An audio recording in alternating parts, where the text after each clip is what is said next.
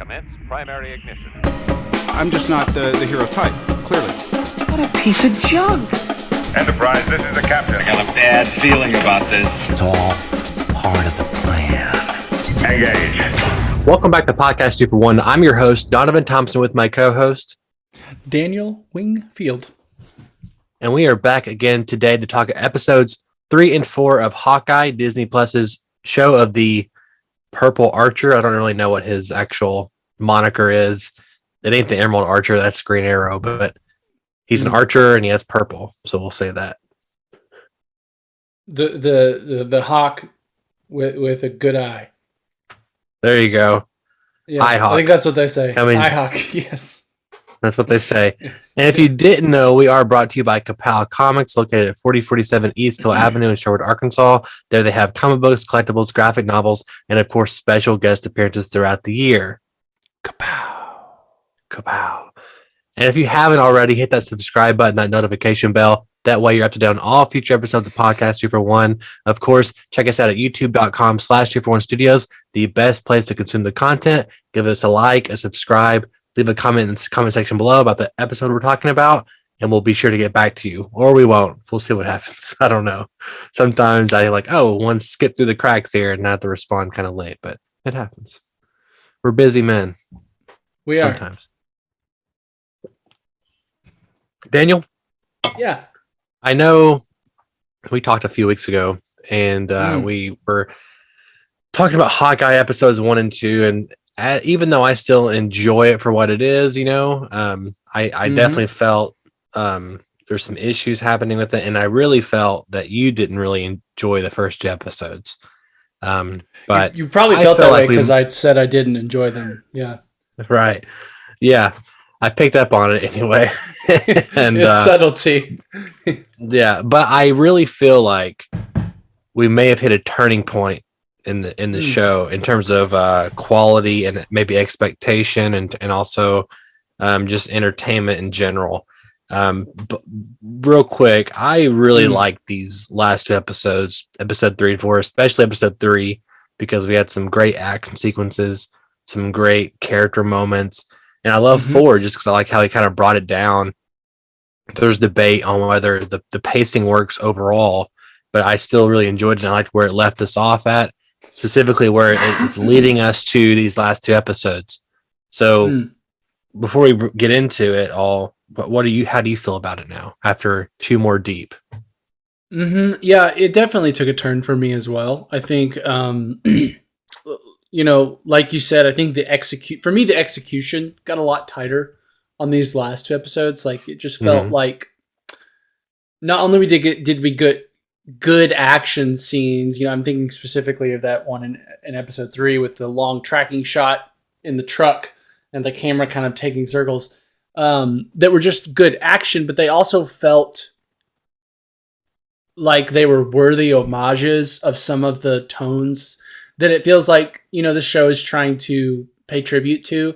I definitely felt some like Home Alone 2, obviously 2 because it's New York, but Home Alone-esque kind of slapstick action.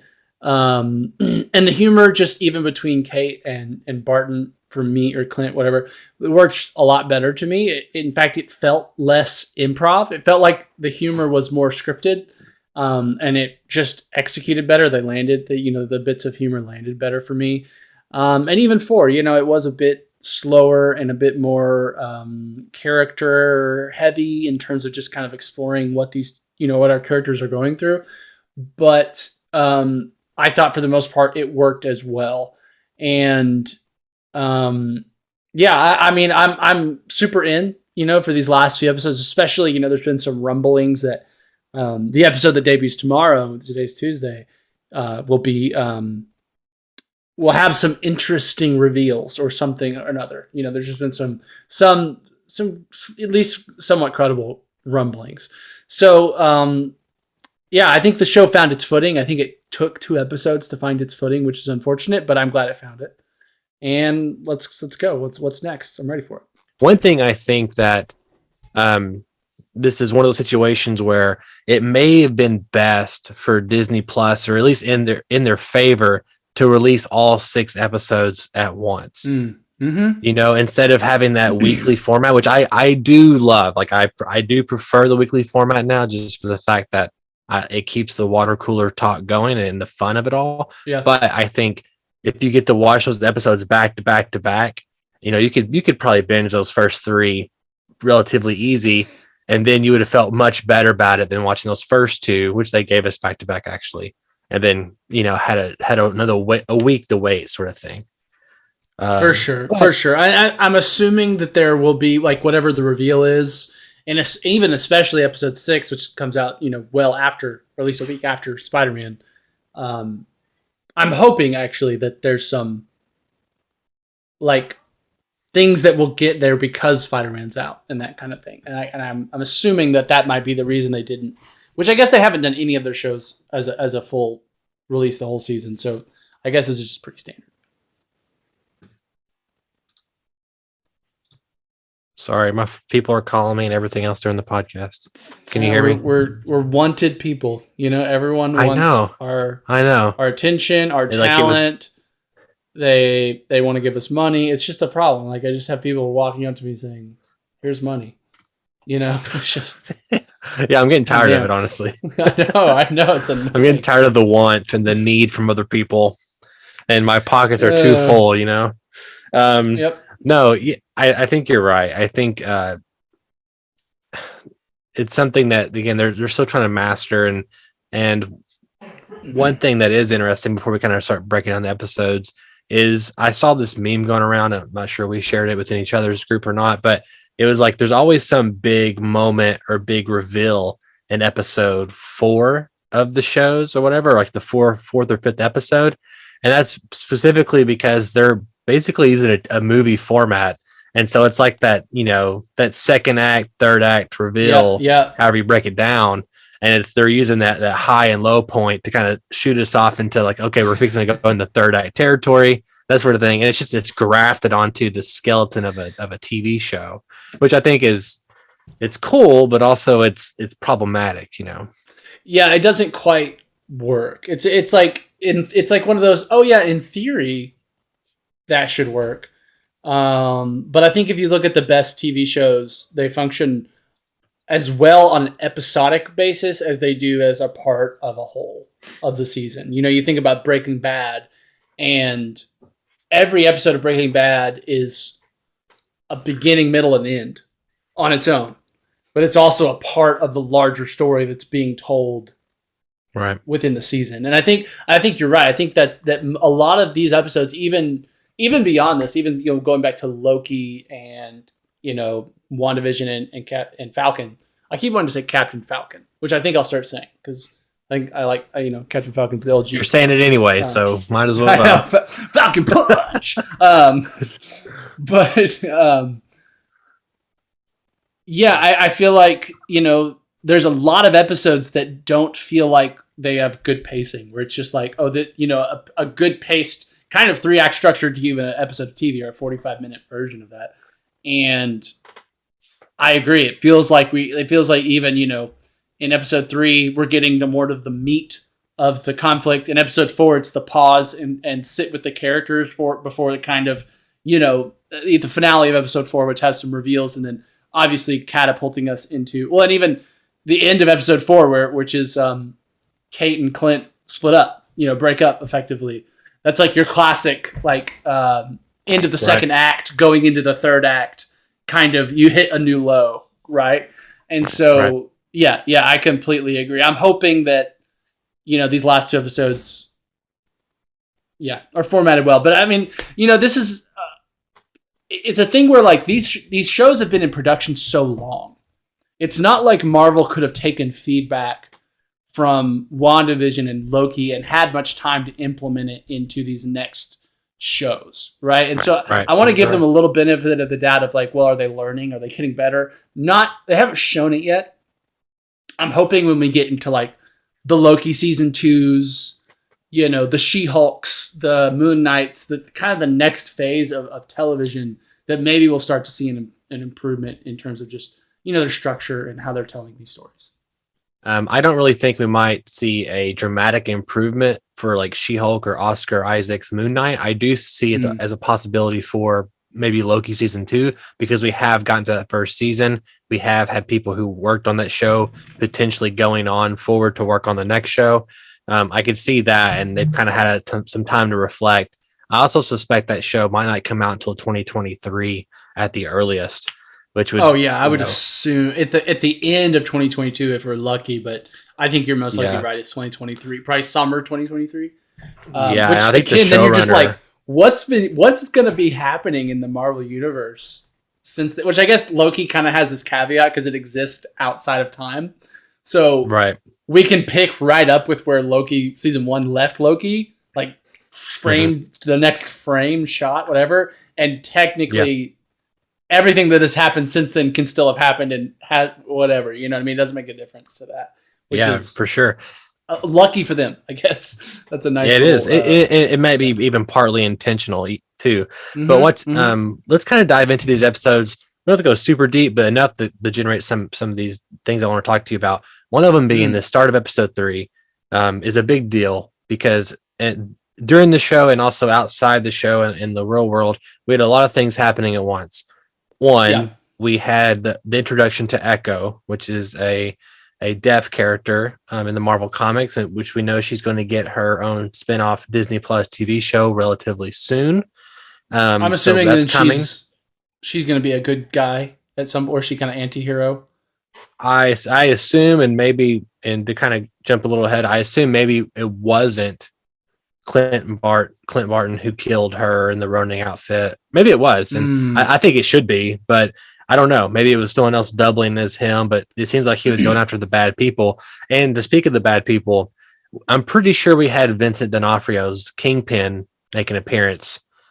That was 100% his voice. I mean, like, yeah, it was like if you and honestly, you know, I just finished Daredevil season 3 like over the weekend. Good ending. I've been watching. Good ending.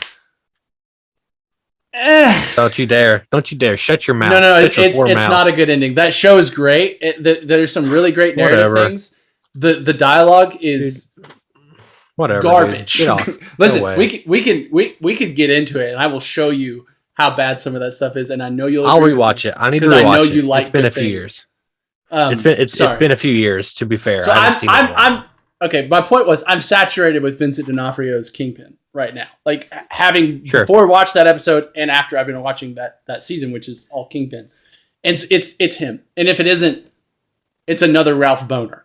Like it's another like them baiting us into believing something, right? As an intentional like bait and switch, and it will make me upset. No, that's well. They 100%. They keep saying uncle. And I'm pretty sure that it's the same situation in the comics, even that has ties to Kingpin. Yeah, I'm pretty sure. And in the same comic, the Matt Fraction run we talked about, I'm pretty sure it's Kingpin there as well. And on top of that, we had literally Kevin Feige come out within days of the episode dropping, saying, "If Matt Murdock returns, Charlie Cox will be playing him." Right. Yeah.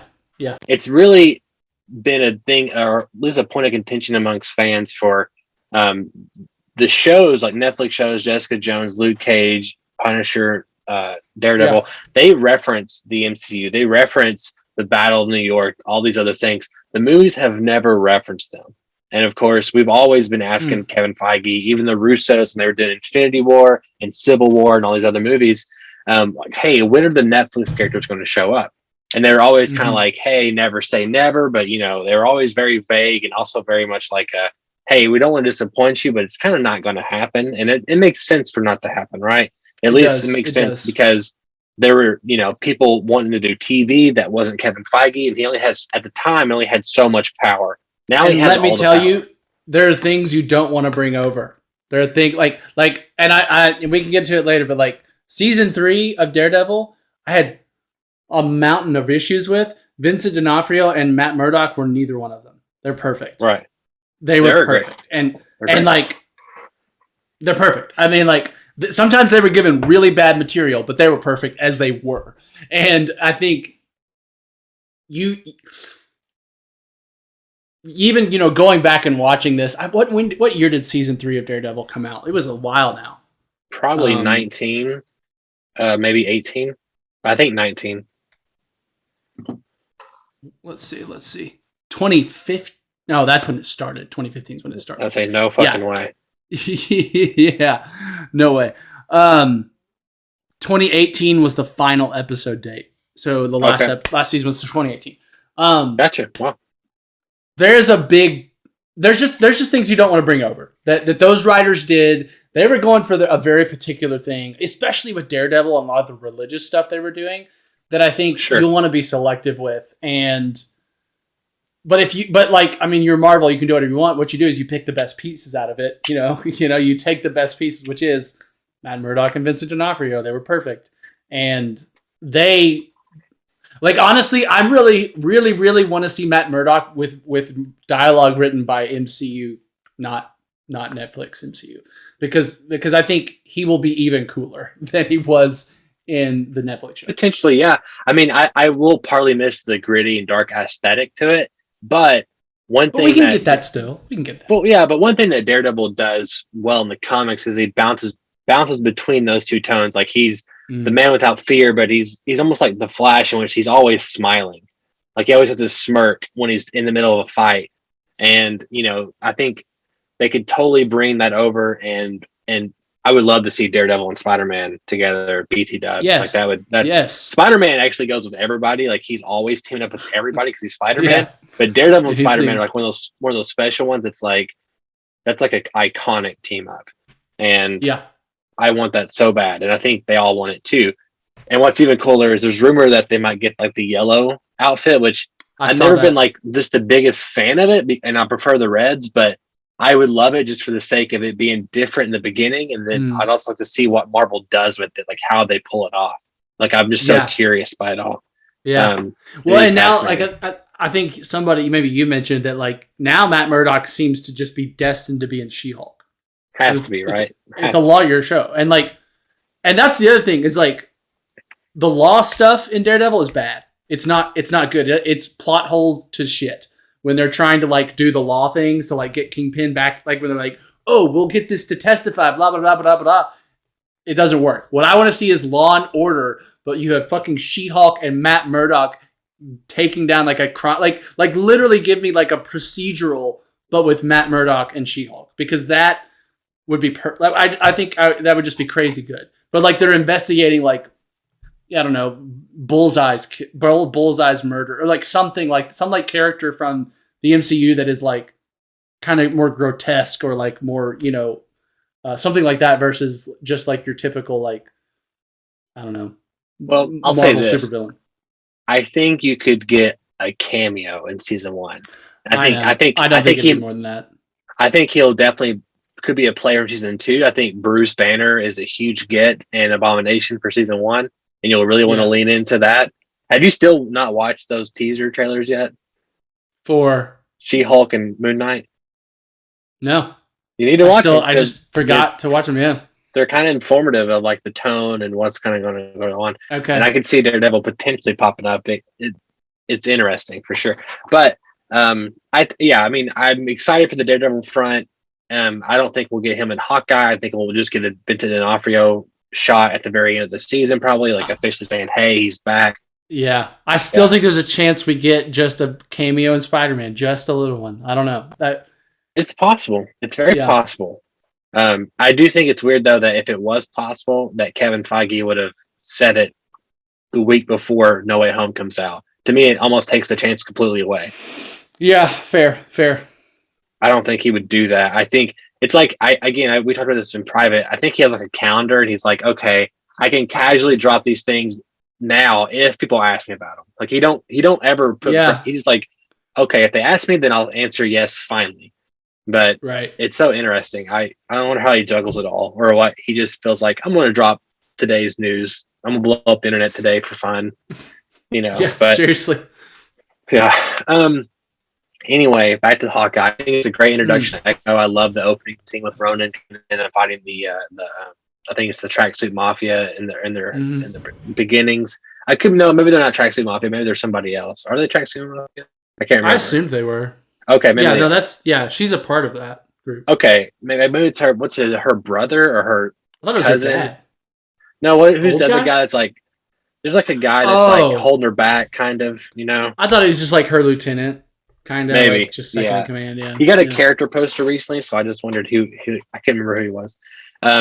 But I love that. I love the action sequences with Clint. I mean, he has had some cool moments in the movies, but he hasn't had like a lot of them. And I feel like we got a lot of cool, iconic MCU moments with him in this episode, like back to back to back.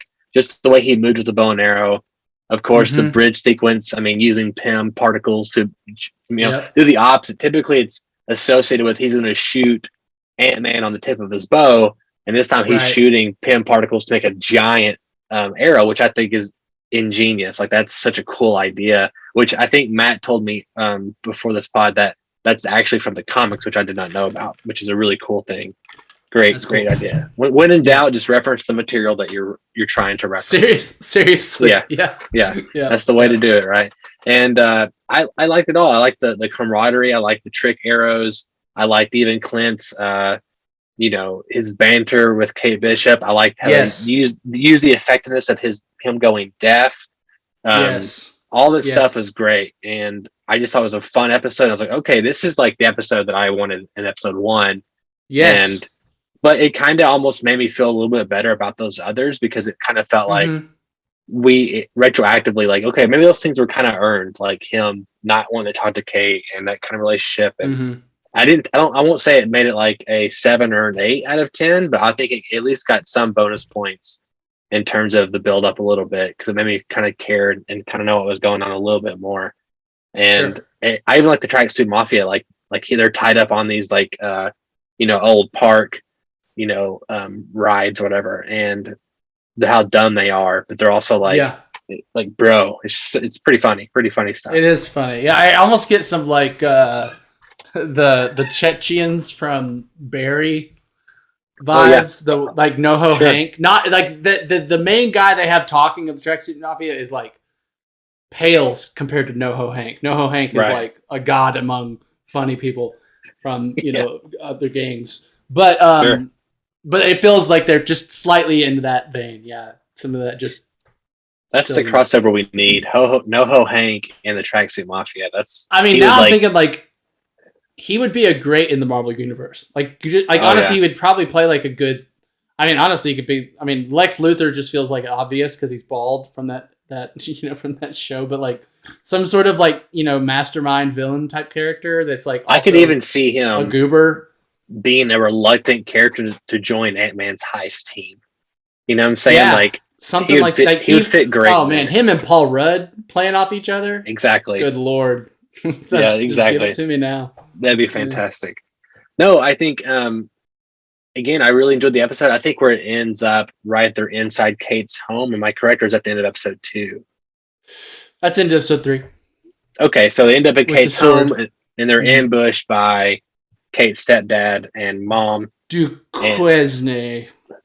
Yes. Is that how you spell it? Say it. I don't know. And that's kind of where things end, right? And that's one thing I do like about the show is I like how there's no gaps in times. It goes straight from this cliffhanger to right into the next moment of the show. Like, it feels like, again, if you watch these shows back to back to back to back, it feels like one continuous story, and it doesn't feel like we have any gaps in time or that kind of stuff. Now, this episode's a little different. Episode 4. Is there anything real quick about 3 you want to touch upon that you really liked that we didn't really talk about? Or no, I think we hit it. Cool. Episode 4 is definitely the cool down episode, right? We did the big battle. I do think it's kind of weird that we're going to have a moment of reprieve, just because the momentum was built up, and also I always kind of find it weird in movies. When the character's like, okay, we're going to go hide out and talk about stuff before the big thing, just because a lot of times it don't work. The only times it kind of works is like, example, in Captain America, the Winter Soldier, they had the big, fights or whatever. And now it's like, okay, we gotta get a plan together, and we're going to go get my suit, hey, you got to take care of him. He's your best friend. They have a conversation on the bridge, but it's no more than a couple of minutes. It's not 15, 20 minutes. And to me, I think you lose a little bit of momentum when you do that stuff. That being said, them doing the tree together was pretty Christmas sweet. montage stuff. Christmas montage. it was fun watching them train. I do think it's kind of lame that she learns the coin trick within like 20 seconds. But it's a TV show. It's a movie. I guess I gotta suspend something. I like all that stuff. I do think the mom obviously is the bad guy. I thought this a couple episodes ago, but now based on the conversation, it sounds like she is the main head honcho here. There's just too much telegraphing for that, and also they kind of keep setting up that Kate, of course, thinks it's the stepdad that she doesn't truly like because it's the stepdad. It can't be the person she loves. And we also get some great stuff that looks like Clint's wife could be a secret agent also from S.H.I.E.L.D. Because there's some hints there that you didn't catch that. So it hints like to me that, hey, why is she always cool with Clint doing his stuff? And like she's always very fine with it. And it seems like the watch that he's going after to get was actually her watch. And she was like a spy. Why?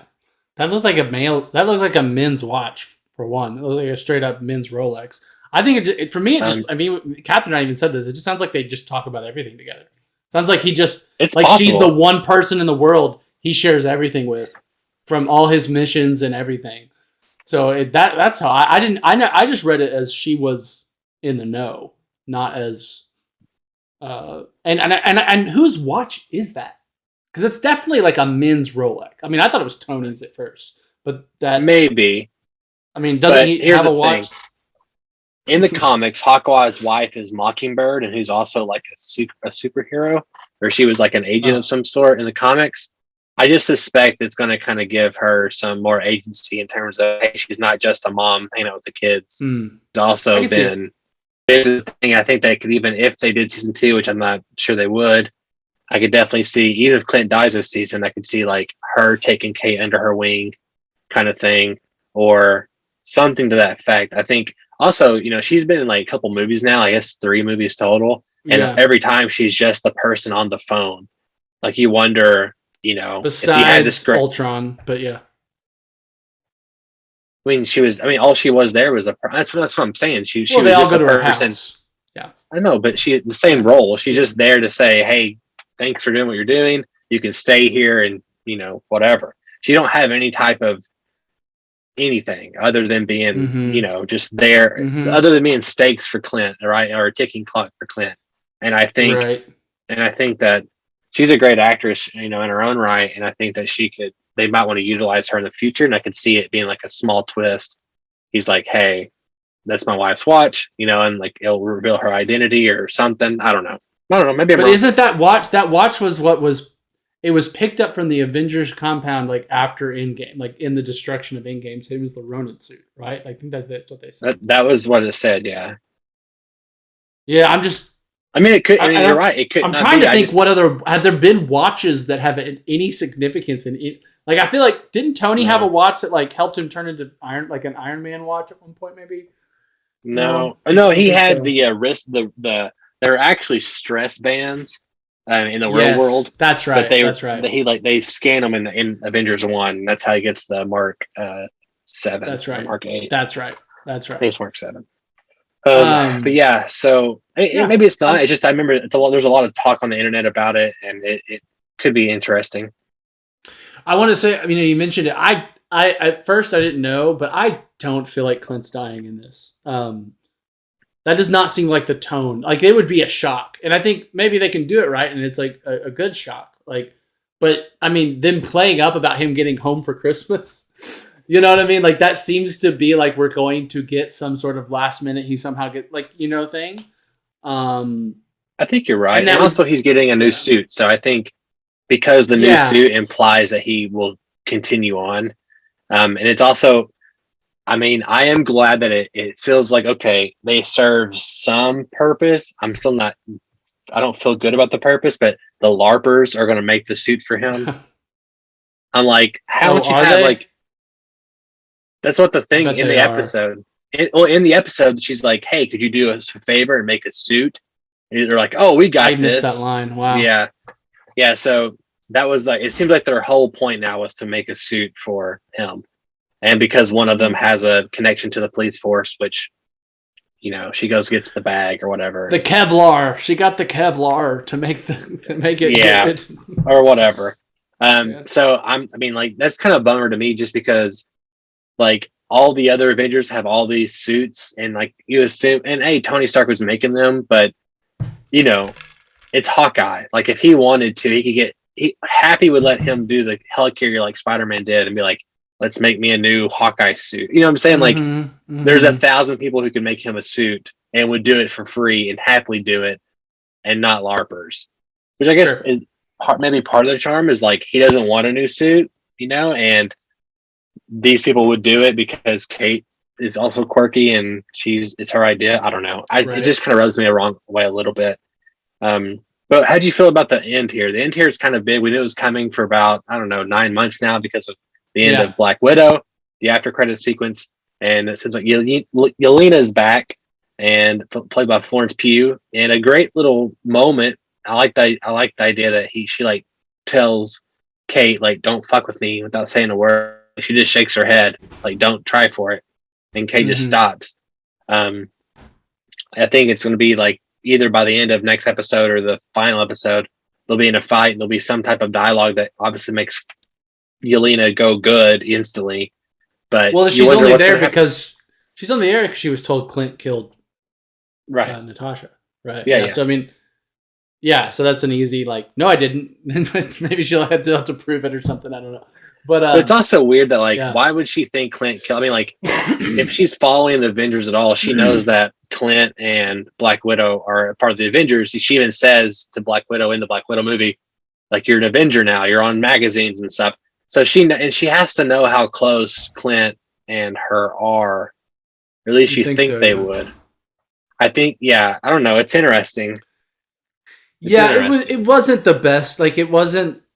Even just the fight was just kind of this very plain rooftop fight. It was okay. On this like small building that just felt a little bit anticlimactic, or just a little bit under what we expect from like Marvel level of like grandeur.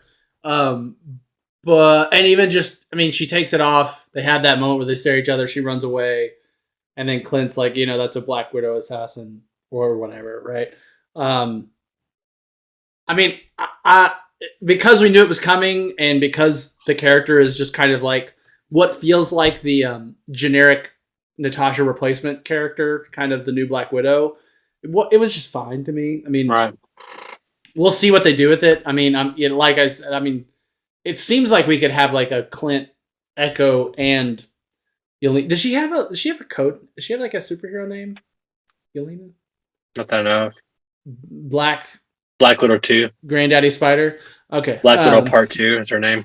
Yeah. Black Widow Chapter 2 is her name. Spider. Black Brown Spider. That's it. Recluse Spider. That's right. Black Recluse Spider. I think we solved it. So I like Granddaddy Long Legs though. I like that one.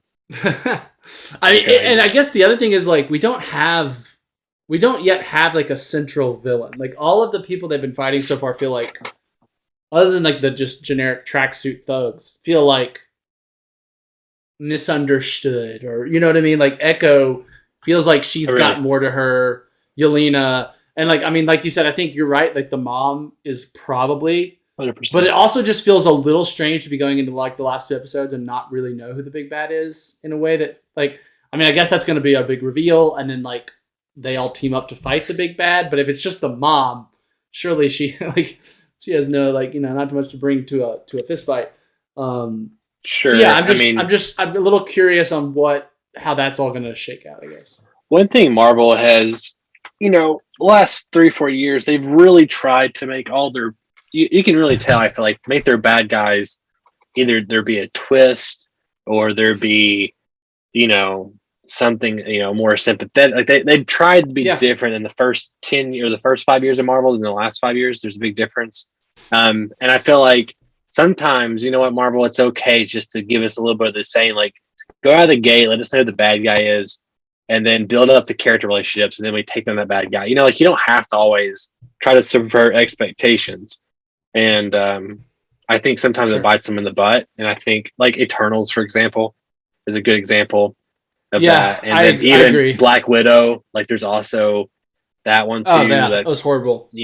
I think Shang-Chi was like the best, one of the better ones but even then, a problem with it, like, okay, he's not actually the bad guy. This giant demon dragon's the bad guy at the end. You know what I mean? Like but I like agree. that I like that relationship with the dad, but it's still not like, you can still see them trying to like be different or change it up a little, in the writing. Yes, and I think to their credit, that is a valid need. I think we can't, we can't work with just like the abominations and the I've wanted my bird, like these guys that are just kind of one. I think it's okay to do it much. every now and then for certain stories. For the Hawkeye story, I think it should have been done 100%. Like I mean, yeah, I don't know yet. I can't say until we finish. I think I don't know either, but I suspect like Die Hard is great because Alan Rickman shows up in the first 5 minutes and you fall in love with Alan Rickman's bad guy. Like that would have been great for Hawkeye. This guy who comes in, he's a great bad guy, and the whole time you're just waiting for his ass to get kicked by Clint and Kate. You know what I'm saying? Like there's times for it, and I think this is a whimsical Christmas movie, or supposed to be. I think this would be the time to do that, and I think we have so much of a spread in the MCU that it's okay to do that every now and then. Yeah, totally. Like even WandaVision, who's the bad guy? Loki, who's the bad guy?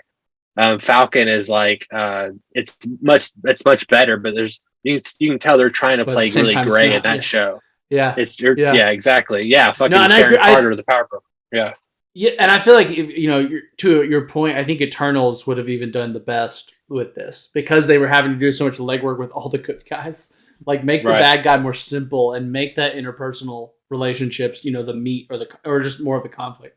But yeah, no, I do agree. I think it feels a little convoluted going into these last 2 episodes. Like part of me is like, could we see Kingpin? Like surely he doesn't show up in a significant way.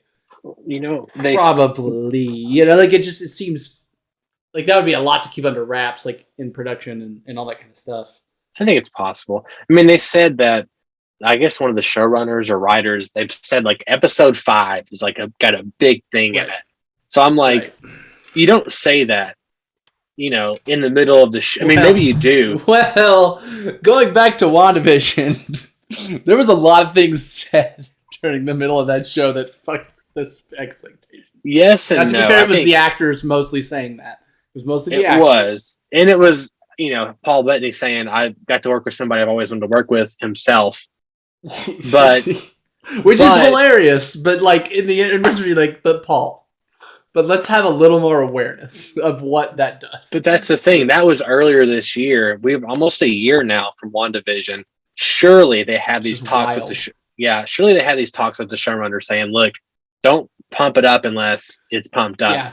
And things slip out, of course. I just feel like now I'm like almost kind of like I don't know what it could be that I'm like, would blow my socks off, but I feel like it won't. I don't know why. I just feel like it's not going to be. It almost be like I don't know. Be like, okay, cool, that was cool. It wouldn't like it'd be like Yelena in this last episode. I'm like, okay, cool. Like you finally showed up. I mean, my hope is that it's not. It's like much bigger because they didn't say that about episode 4 that has Yelena's reveal. Right. Which obviously Black Widow the movie foreshadows Yelena's reveal, so that wasn't really a secret. What if John Walker shows up to fight with Yelena as part of the Thunderbolts? I mean, that would be interesting, but not cool. I mean, I want new, I guess. To me, I mean, I'm spoiled, I guess. I agree. I agree. Let's expand the universe, not get back in yet. Like, that will be great at some point, but, like, not yet. Yeah. Okay, well, last thing I'm going to ask you. Okay. I mean, I'm sure I know the answer, but what's the things that this show needs to do for you to be like, okay, it justifies its existence amongst WandaVision, Loki, all these other shows that are coming out? Yeah, I think to me, obviously, it just needs to stand on its own as a good story. So they just need to have a good finale. I think if this show ends up being something that starts on kind of a rocky first couple steps, has a solid middle, but then just doesn't deliver at the end, I'm not gonna feel great about it. As its own. And I think too, I'm still hopeful, speculative about how this will work out in terms of like, Spider-Man comes out in 2 days.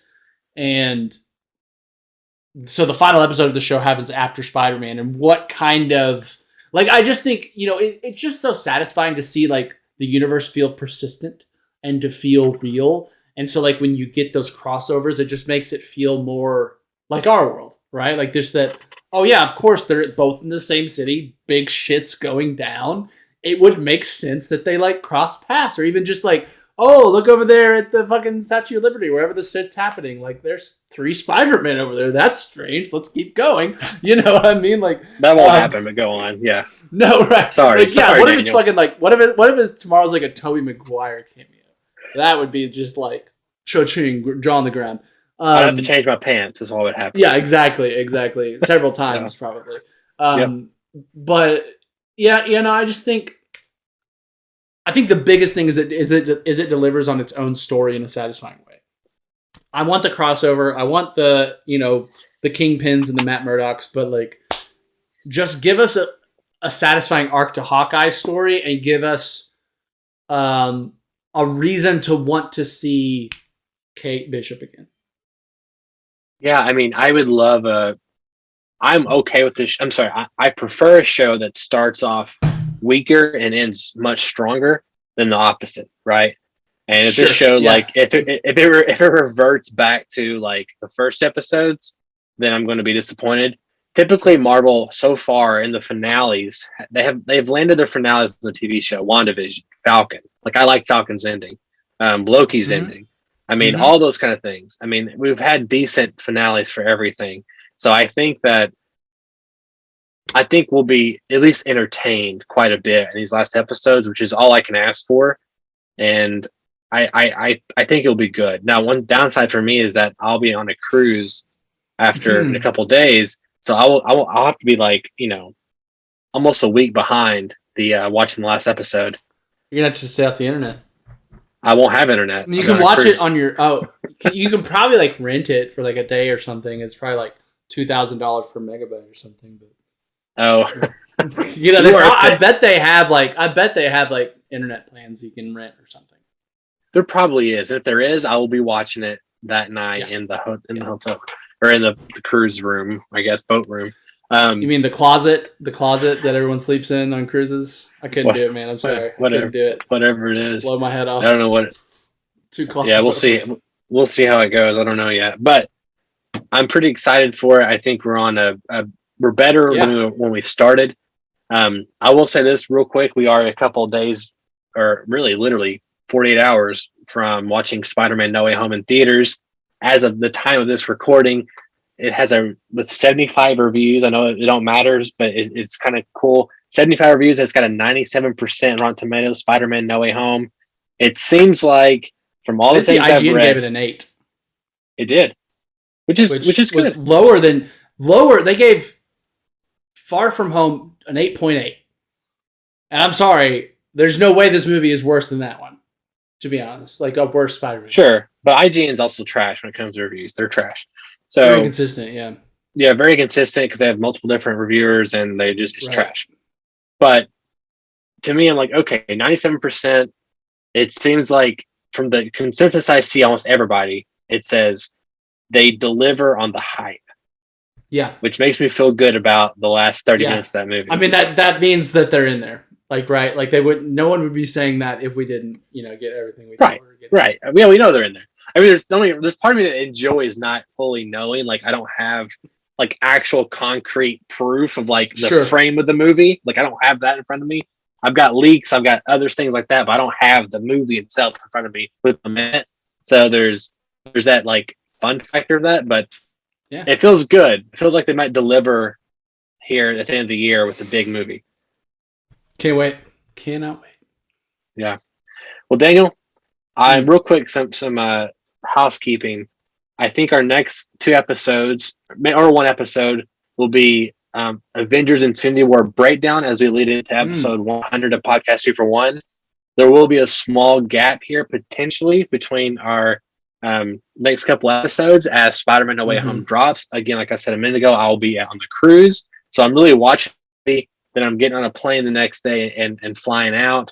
And during that time, we'll have Book of Boba Fett dropping. We'll have No Way Home dropped. We'll have Matrix Awake or Matrix, The Witcher. We'll have Matrix Resurrections dropping. Yeah. And we have The King's Man dropping. We have a lot happening in the next 2-3 weeks. So when we come back for the new year, we will have a lot to talk about. And I'm pretty excited about it. So where can our listeners write into us? Listeners, you can write into us at bit.ly/241mail. There, you can let us know what we got wrong, what we got right, and anything in between. I don't know what's between wrong and right, but let us know. bit.ly/241mail.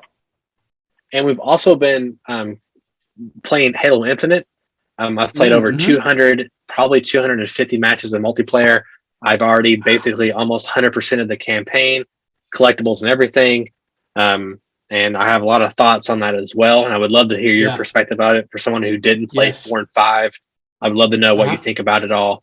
How far do you think you are in the campaign? Like, you midpoint? I'd say about so I've cleared kind of like the first before. Well, I would say probably 4 or 5 hours in. So I've cleared like that whole kind of first area you get put on, like all the different little FOBs, squads, and target of interest, person of interest targets, whatever they're called.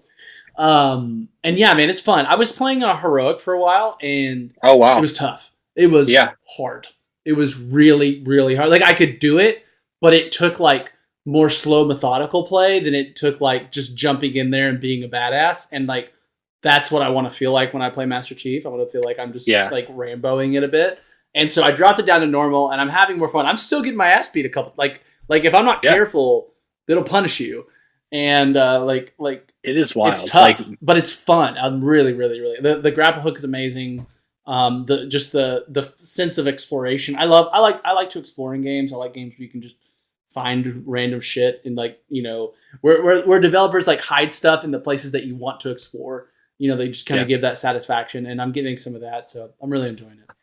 I think it's a great appetizer for what could come in the future, for sure. And I played normal difficulty, knowing that the other ones were way kind of harder this go around. And me and Matt both felt like, fuck, like some of these guys are whipping our ass sometimes. There's so many enemies sometimes on screen and in and around you, and the snipers are fucking killer, man. Like the jackals get you this time so many times. That and the invisible sword guy, especially the ones when you fight, like there's that one, you know, target that's like an invisible sword guy, and they have like health bars. And so it's like shit. But then I found out like you can like if you hit one of those like blue energy boxes when they're near it, it'll shock them and take away their shield completely, and you can hit them in like a couple hits and they're dead. And like so like there's just little things about the game that like it just feels like the systems and the physics engines are all working together in fun ways. It really feels like there's like 10 different ways to handle any encounter, and all of them could work.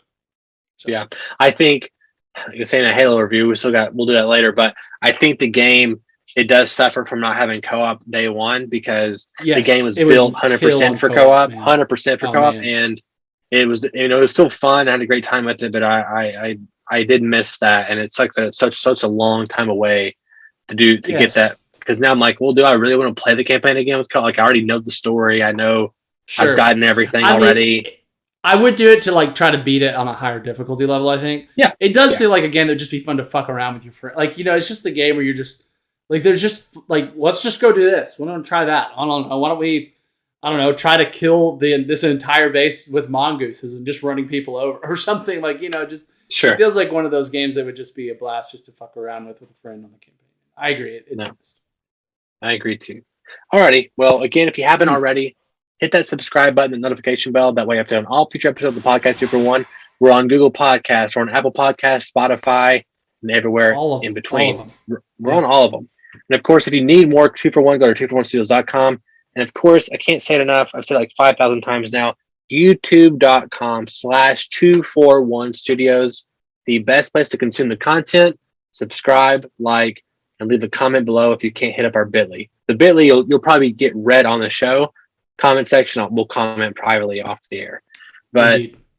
I would love some feedback on Hawkeye, what you thought about it. You know, by the time we come back again, Spider-Man No Way Home will be out. We can talk about all that. That's gonna be a long ass podcast, I think. Spider-Man. So it needs to be for all the fucking hype. It's gonna be. It needs to be its own podcast, and then have other podcasts talk about other. Because I feel like we're gonna talk. I'm hoping we'll be able to talk about Spider-Man for like an hour and a half, easy. I agree. There's so much to talk about. Not because we're forced, but you know what I mean. Like it's just like it's one of those in-game like episodes or whatever. Like when we're just talking about it for hours and hours and hours. So. I agree, and I'm really excited for our Bruce conversation tomorrow night, which will release pretty soon for Infinity War to celebrate our 2-year anniversary of podcast 2 for 1. All right, 2 years, Daniel. We've been in it for 2 years, over 2 years actually. That's awesome. Anyway, my name is Donovan Thompson. I'm Daniel Wingfield, and we have spoken.